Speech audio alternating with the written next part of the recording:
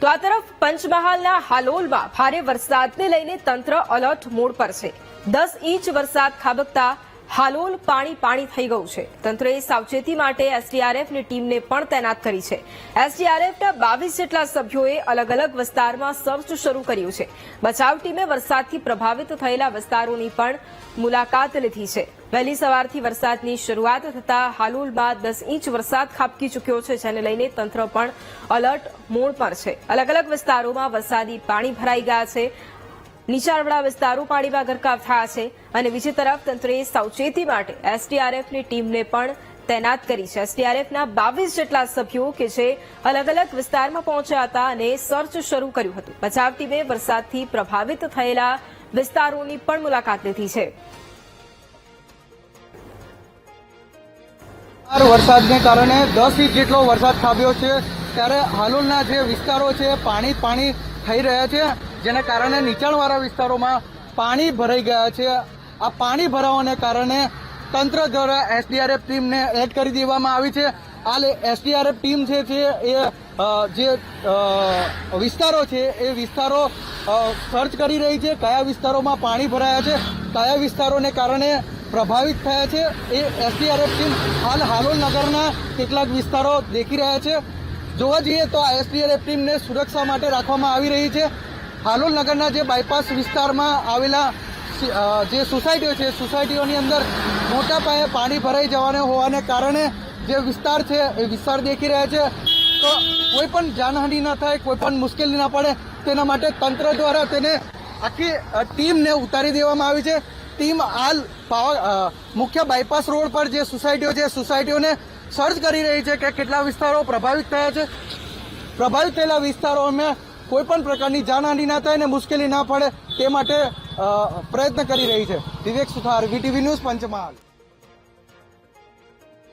તો આ તરફ છોટાઉદેપુરના બોડેલીમાં ઓરસંગ નદી પર બનેલો જોજવા ડેમ આસપાસના ગામડાઓમાં ખેડૂતો માટે જીવાદોરી સમાન છે। જો કે આ ડેમમાં પાણી હોય તો આસપાસના અનેક ગામડાઓના ખેડૂતોને સિંચાઈનું પાણી મળી રહે। વર્ષો પહેલા ગાયકવાડ સરકારના શાસનમાં બનેલો આ ડેમ ખરેખર ખેડૂતો માટે આશીર્વાદરૂપ છે। હાલ છોટાઉદેપુરમાં વરસાદ થતા ઓરસંગ નદી બે કાંઠે વહેતી થઈ હતી, જેના પરિણામે બોડેલીનો જોજવા ડેમ પણ ઓવરફ્લો થયો હતો। ડેમ ઓવરફ્લો થતા ખેડૂતોમાં ખુશીનો માહોલ છવાયો। ખેડૂતોને આખું વર્ષ સિંચાઈ માટે પાણી મળી રહેશે તેવી આશા બંધાઈ છે। છલકાયેલા ડેમનો નજારો જોવા માટે પણ લોકો ઉમટી પડ્યા છે।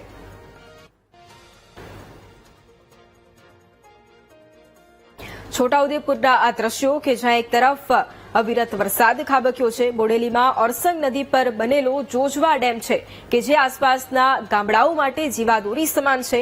આ ડેમમાં જો પાણી હોય તો આસપાસના અનેક ગામડાઓના ખેડૂતોને સિંચાઈનું પાણી મળી રહે છે। વર્ષો પહેલા ગાયકવાડ સરકારના શાસનમાં બનેલો આ ડેમ એ ખેડૂતો માટે આશીર્વાદરૂપ છે અને હાલ છોટાઉદેપુરમાં વરસાદ વરસતા ખેડૂતોને પણ રાહત મળી છે।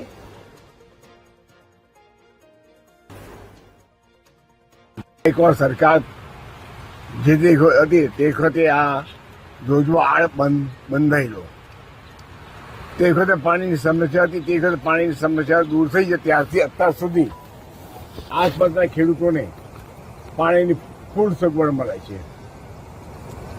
દર વર્ષે ઓરસંગ માતા 4-5 ફેરા ઉભરીને આવે જ છે, એટલે અમારા ખેડૂતોને આની અંદર પાણી આવવાથી ખુશીનો માહોલ આવી ગયો છે।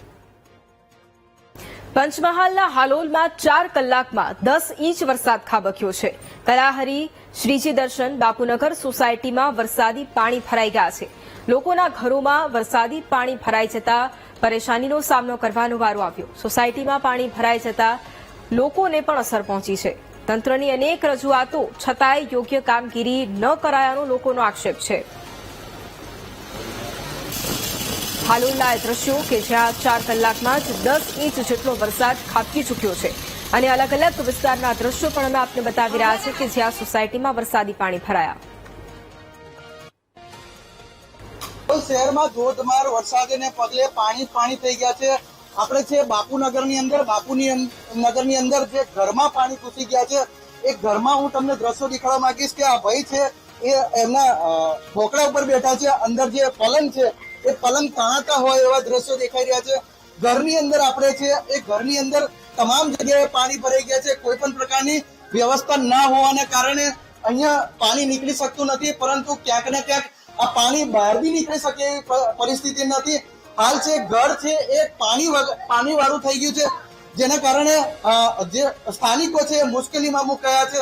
કેટલીક વાર રજૂઆતો કરી, પરંતુ કોઈ પણ પ્રકારનો નિવેડો આવતો નથી. આપણે એમની સાથે વાત કરી, શું તકલીફ છે તમારે? પાણી નીકળતું નહીં, કોઈ આવતું નહીં અહીંયા આગળ દેખવા માટે. સવારના 7 વાગ્યાના આમ બેઠા છે, અમે ખાધું નહીં પીધું નહીં. તમારે શું કરવાનું અહીંયા આગળ? તમારે રજૂઆત કરીએ તો કોને કરો? અને અહીંયા કોઈ દેખવા આવ્યું? કોઈ નગરપાલિકા વાળા કોઈ આયા નથી અહીંયા. સવારથી અમને બેઠા છે.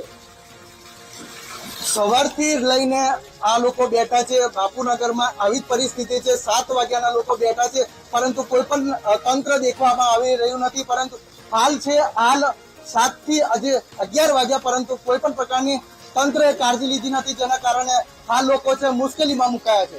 વિવેક સુતાર, વીટીવી ન્યૂઝ, પંચમહાલ. હાલોલ શહેરમાં ધોધમાર વરસાદને કારણે 10 ઇંચ જેટલા પાણી વરસ્યા છે. ત્યારે હાલોલ ગોધરા રોડ પર આવેલી આ સોસાયટીઓ છે, સોસાયટીઓમાં પાણી ભરાઈ ગયા છે.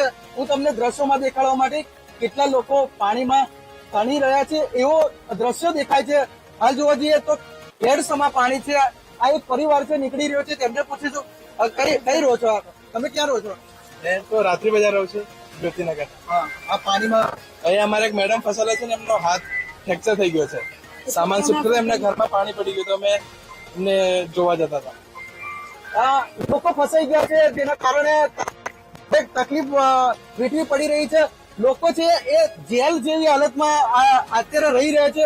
આ જોવા જઈએ તો કેડસમાં પાણી છે, આજુબાજુ ઘરની ઉપર પાણી છે. કેટલા સમયથી આ પાણી ભરાય છે? લગભગ 4 થી 5 કલાક થયા પાણી ભરાય. પરિસ્થિતિ એવી છે કે જે નાળું બનાવ્યું છે એ બિલકુલ સાંકડું છે, ત્યાંથી નીકળવાનો ફ્લો જ નથી. અને બીજું જે ઉપરવાસમાં જે પાણી પડે છે વરસાદ પાવાગઢમાં, એ પાણી કેનાલ દ્વારા તળાવમાં આવે છે અને એ તળાવનું પાણી અહીં આગળ સીધું આ પાછળના સાઈડે પાણી ભરાય છે. એ કેનાલ દર વર્ષે બંધ કરી દેવામાં આવતી હતી તળાવ ભરાયા પછી, પણ આ વર્ષે એ કેનાલને બંધ કરવામાં નથી આવી. એના કારણે આ પાણી આ ત્રીજી કેટલા લોકો અહીં વસવાટ કરે છે અને કેટલું નુકસાન થયું? લગભગ ઘણી બધી સોસાયટીઓ છે, 50 સોસાયટીઓ આજુબાજુમાં છે અને એમાં હજારો ઘર છે. પાછળની સાઈડે જુઓ તો ઘરમાં એક માળ અંદર પાણીમાં ડૂબેલા છે. આ એક માળની અંદર પાણીમાં ડૂબેલા છે. કહી શકાય કે અત્યારે જેલવાસ થયો હોય એવી પરિસ્થિતિમાં રહી રહ્યા છે. હું તમને સીધા દ્રશ્યોમાં દેખાડવા માંગીશ કે આ ઘર છે, ઘર પાણીની અંદર છે. ચારેકોર પાણી છે. એ પાણીની અંદર ગરકાવ હોવાને કારણે ના લોકો બહાર આવી શકે છે, ના લોકો જઈ શકે છે, જેના કારણે કોઈ પણ વ્યક્તિગત જવું હોય તો પણ ભારે હાલાકીનો સામનો કરવો પડે છે. તળાવનું પાણી ઓવર થવાને લીધે અહીંયા પાણી ભરેલું સતત રહે છે. હવે જોવાનું રહ્યું આ વરસાદ વિરામ ક્યારે લે છે ને અને પાણી ક્યારે ઉતરે છે. વિવેક સુતાર, વીટીવી ન્યૂઝ, પંચમહાલ. પંચમહાલના હાલોલમાં મુશળધાર વરસાદને લીધે જળબંબાકારની સ્થિતિ સર્જાઈ છે. હાલોલ વડોદરા રોડ પર ભારે વરસાદને લીધે બસ ફસાઈ જતા મુસાફરોને હાલાકીનો સામનો કરવો પડ્યો. રસ્તા પર પાણી ફરી વળતા લોકોએ રસ્તા પર બેરિકેડ મૂકી અને રસ્તો બંધ કર્યો. હાલોલ પાવાગઢ રોડ પર પણ ગરનાળું જળમગ્ન થતા અવર જવરનો રસ્તો પણ બંધ કરાયો છે. તો પંચમહાલના એ દ્રશ્યો છે કે જ્યાં એક તરફ મુશળધાર વરસાદ ખાબકી રહ્યો છે, જેના કારણે અલગ અલગ વિસ્તારોમાં પાણી ભરાઈ ગયા છે. હાલોલ વડોદરા રોડ ઉપર પણ વરસાદી પાણી ભરાઈ જતા બસ પણ ત્યાં ફસાઈ ગઈ હતી, જેથી અન્ય મુસાફરો પણ અટવાઈ ગયા હતા. રસ્તા પર પાણી ફરી વળતા લોકોએ રસ્તા પર બેરિકેડ મૂકી અને રસ્તો બંધ કર્યો છે. હાલોલ પાવાગઢ રોડ ઉપર પણ ગરનાળું જળમગ્ન થયું છે.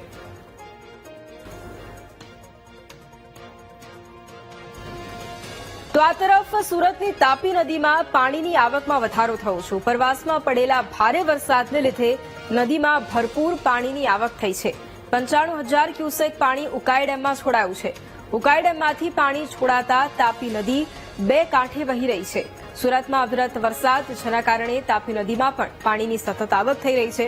ઉપરવાસમાં પડેલા ભારે વરસાદને લઈને નદીમાં ભરપૂર પાણીની આવક પણ નોંધાઈ છે. 95,000 ક્યુસેક પાણી ઉકાઈ ડેમમાંથી છોડવામાં આવ્યું છે. ઉકાઈ ડેમમાંથી પાણી છોડાતા જ તાપી નદી પણ હવે 2 કાંઠે વહી રહી છે. અને આજ મુદ્દે સંવાદદાતા નિર્મલ ફોન લાઈન પર છે. નિર્મલ, ઉપરવાસમાં સતત વરસાદને કારણે તાપી નદીમાં પણ પાણીની આવક, અત્યારે શું વધુ અપડેટ? ચોક્કસથી કે જે પ્રમાણે ઉપરવાસમાં ભારે વરસાદ વરસ્યો છે તેના ઉકાઈ ડેમનું રૂલ લેવલ જાળવવા માટે હાલ જે આવક છે આવક કરવામાં આવી રહી છે, ત્યારે ઉકાઈ ડેમમાંથી પાણી છોડાતા તાપી નદી હાલ બે કાંઠે વહી રહી છે અને તાપી નદીમાં નવા નીર આવતા જ ખેડૂતોમાં પણ ખુશી જોવા મળી રહી છે. કારણ કે કામરેજ તાલુકા સહિતના જે ગામો છે આ તાપી નદીને પર નભતા હોય છે અને તાપીમાં નવા નીર આવતા ખેડૂતોમાં ભારે ખુશી જોવા મળી રહી છે. જી બિલકુલ, આભાર નિર્મલ તમામ જાણકારી માટે.